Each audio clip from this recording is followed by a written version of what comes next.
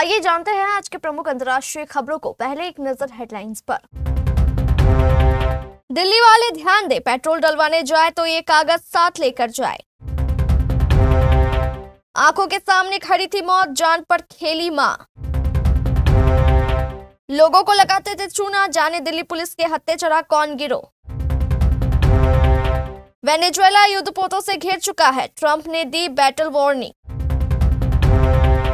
Imran Khan death cell में बंद, बेटों ने बताया पूर्व पाकिस्तानी पीएम की जान को खतरा। बाउल बिन बांग्लादेश, कट्टरपंथियों के आगे टूट जाएगा संगीत का एक तारा। खराब गुर्दे का भी इलाज होगा संभव, वैज्ञानिकों ने खोज निकाला तरीका। गोल्ड सिल्वर के भाव लुढ़ के जाने क्या है रेट। ऑस्कर 2026 के लिए शॉर्टलिस्ट हुई ईशान खट्टर की फिल्म होमबाउंड। और आईपीएल ऑक्शन के बाद कौन सी टीम हुई मजबूत।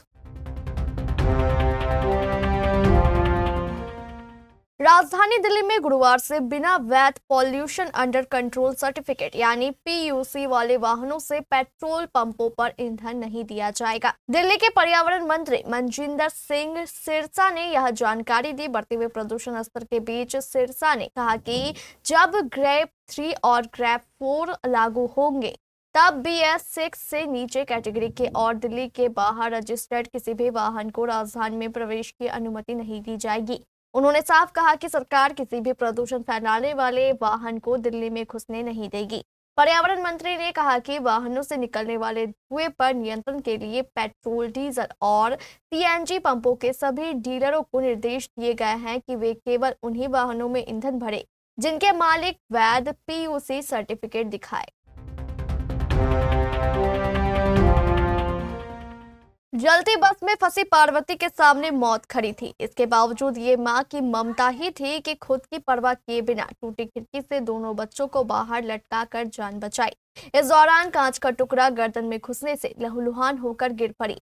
देवर गुलजारी अब भी अस्पताल में उनकी तलाश कर रहे हैं। हालांकि देर शाम तक उनका कोई कुछ पता नहीं चल सका। यमुना एक्सप्रेस वे पर हुए हादसे में कई बसों और वाहनों में आग लगने से 13 लोगों की मौत के साथ ही 35 से अधिक लोग घायल हो गए। हादसे की भयावहता का अंदाजा इसी से लगाया जा सकता है कि जान गंवाने वाले कई लोगों की शिनाख्त तक नहीं हो सकी है। छत विछत शव पॉली बैग में लाए गए और शिनाख्त के लिए अब DNA टेस्ट करवाया जाएगा। शाहीन बाग थाना पुलिस ने डिजिटल अरेस्ट के नाम पर ठगी करने वाले इंटर स्टेट साइबर फ्रॉड गिरोह के 6 आरोपियों को गिरफ्तार किया है। जांच के दौरान 4 युवकों नीतीश कुमार देव उर्फ सोनू, SP इम्तियाज और महेश्वर फुटिया उर्फ अजय को बॉन्ड डाउन किया गया है, जिनकी भूमिका की भी जांच की जा रही है। आरोपियों की पहचान धर्मेंद्र चौहान, सोमवीर सैनी, मोहम्मद इतेहसामुल हक, संतोष कुमार खंडाई, मोहम्मद बुगारी PP और मोहम्मद शाहिर T के रूप में हुई है। DCP डॉक्टर हेमंत तिवारी के अनुसार आरोपियों के खिलाफ देश भर में national cyber crime reporting portal पर 66 शिकायतें दर्ज है।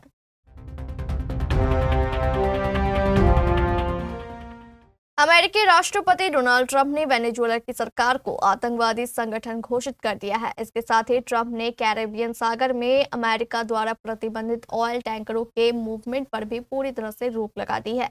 इससे वेनेजुएला के तेल टैंकरों की आवाजाही लगभग ठप हो जाएगी। ट्रंप की इस घोषणा से अमेरिका और वेनेजुएला के बीच तनाव का स्तर उच्चतम हो गया है।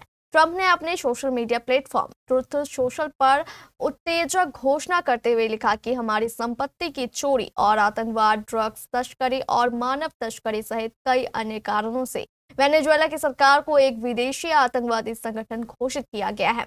इसलिए आज मैं वेनेजुएला में आने जाने वाले सभी प्रतिबंधित तेल टैंकरों की पूरी तरह से नाकाबंदी का आदेश दे रहा हूं। पाकिस्तान के पूर्व प्रधानमंत्री और जेल में बंद पाकिस्तान तहरीक-ए-इंसाफ संस्थापक इमरान खान के बेटों ने अपने पिता की जान को खतरा बताया है। सुलेमान और कासिम खान ने कहा है कि उन्हें डर है कि शायद वे अपने पिता को फिर से कभी नहीं देख पाएंगे। एक कार्यक्रम में बात करते हुए उन्होंने दावा किया है कि इमरान खान को जेल के अंदर डेथ सेल में रखकर मानसिक रूप से टॉर्चर किया जा रहा है। इसके साथ ही सुलेमान और कासिम ने कहा कि पाकिस्तान सैन्य तानाशाही की तरफ बढ़ रहा है। इमरान खान अगस्त 2023 के रावलपिंडी के अदियाला जेल में बंद है। पिछले कुछ समय से पाकिस्तान की सरकार ने उन्हें किसी से भी मिलने जुलने की सख्त पाबंदी लगाई है। एक फैसला आया कि बांग्लादेश में बच्चों के समग्र विकास के लिए स्कूलों में म्यूजिक टीचर्स की नियुक्ति होगी। तुरंत ही जमात से जुड़े धार्मिक संगठन इसके विरोध में उतर आए और फिर यूनुस सरकार चुपचाप अपने फैसले से पलट गई, यानी स्कूलों में संगीत सीखने के विकल्प को सरकार ने हटा दिया। फिर सरकार के इस फैसले का विरोध हुआ। इस बार बांग्लादेश में बाउल संगीत साधक, स्टूडेंट्स और स्वतंत्र चेतना से जुड़े वर्ग सड़क पर थे। एक तरफ ढाका की यूनिवर्सिटीज में प्रदर्शन हो रहे थे तो दूसरी तरफ बाउल सड़कों पर विरोध में थे और यहीं से बाउल संगीत साधकों पर हालिया अत्याचार की घटना की शुरुआत हुई। अमेरिकी सेना के जाने के बाद तालिबान ने कुछ वर्षों पहले जैसे ही अफगानिस्तान की सत्ता अपने हाथ ली थी, ऐसे ही फैसला लिए गए थे। स्कूल कॉलेज के दरवाजे लड़कियों के लिए बंद हो गए। कामकाज और सार्वजनिक जगहों पर लड़कियों की मौजूदगी दिन ब दिन कम होती गई। किडनी की बीमारी आज के समय में काफी कॉमन हो रही है। इसे साइलेंट किलर भी बोला जाता है क्योंकि ये धीरे धीरे खराब होती जाती है और अचानक से पता चलता है कि काफी देर हो चुकी है। फिर जब एक बार किडनी खराब होने लगे तो उसे वापस पहले जैसा करना लगभग असंभव माना जाता है।